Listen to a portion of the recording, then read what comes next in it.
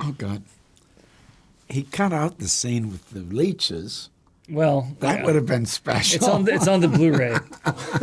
We are live. We are live. We are live. Did I say welcome to the main event? I'm not too grandmother, you mad? Oh, man. Behave before you talk about what I'm talking about, yeah? Well, hardcore fans of Nosferatu, of the original Nosferatu, hopefully can see that while I am like doing my own thing with it, that there is a lot of respect for the original Murnau film. It kind of depends on what you're into. If you're into the history, there are things you can appreciate. If you're into occult, there's a lot of little specific dorky details in there for you to get into. That is like the most enjoyable for me as a nerd for this kind of stuff. Was the Transylvanian village scene was very, very hard to pull off in the casting, in the research of the costume and the music and the whole world. So that's something, and a nice little Easter egg is the exterior of Castle Orlok is Hunedoara Castle, which is a castle in Transylvania that I think was Stoker's inspiration for Castle Dracula rather than Dracula's actual castle. This reimagining is, Robert's baby. How do you feel like he kind of helped guide you guys through reimagining the characters or embodying these characters the way? So much. I mean, I think there's a real like gift that comes along with not only working with the director like Robert Eggers, who is so incredibly well researched, so passionate about what he's making, but also because he dreamed of making this movie for so long, you felt those dreams, like you felt the vision that he had in his head and this idea that he had had for so long that was, by the time I got there, so completely nourished and so rich with so much information, so many inspirations and so many ideas. And so he really was like an amazingly fearless leader because he knew exactly where he wanted us to go. Yeah, he was so specific. He really, as you said, he knows exactly what he wants and what he wants from you as an actor, which I find really relaxing as sort of that environment to work in. And I'm sort of really, do what I'm told. What would you say is a scene with your character that will leave audiences buzzing after the credits roll? Oh, God. He cut out the scene with the leeches. Well, that would have been special. It's on the Blu-ray. I don't know.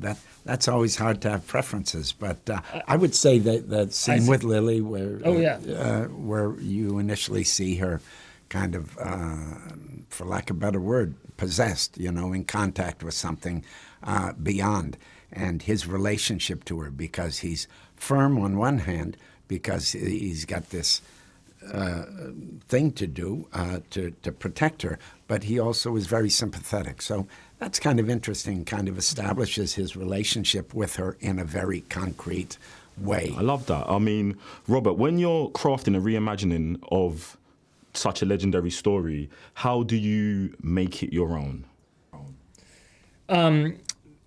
Yeah, I mean, it is like it's not enough to just be obsessed with something and love something. There has to be a reason to do it. And when I discovered that it could be Ellen's story, when it could be the female protagonist story, played by Lily Rose Depp, that got me really excited because it was a new way in to Nosferatu or to Dracula, to see it through her eyes, and it could hopefully be more emotional and psychologically deep. Something like that. Do you think you're leaning into fan expectations, or do you think you're subverting them? It's hard to say. I think if you're really studied on Dracula, then it is definitely maybe a strange interpretation. But if you're more of a fan of Nosferatu, I think you can understand how that this choice makes sense, because in the Nosferatu's previous, by the final act, Ellen is the hero, and it is her story. But here we start with her from the very beginning.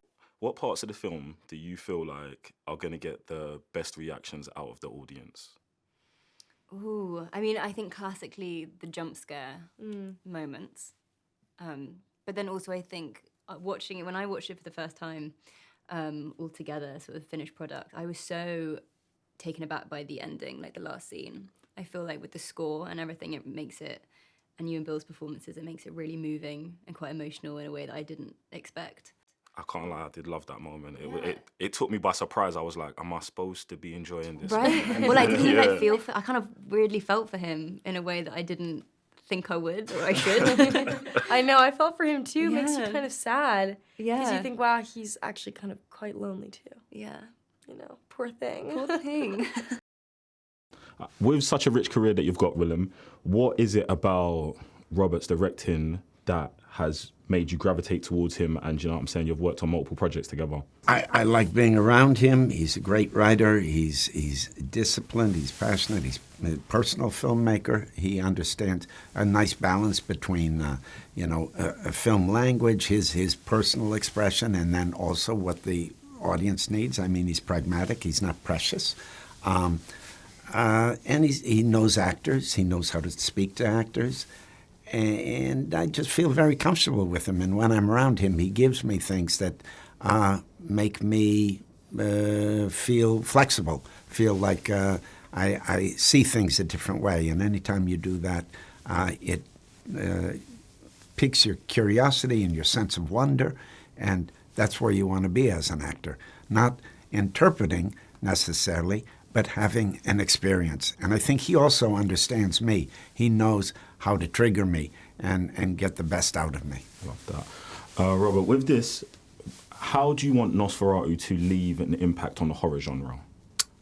I mean, that's not for me to say. I mean, obviously, I hope the film is well received, and I'm not ignorant to the fact that, this is an iconic property that I'm working with. So you need to respect that, and you need to be humble towards it.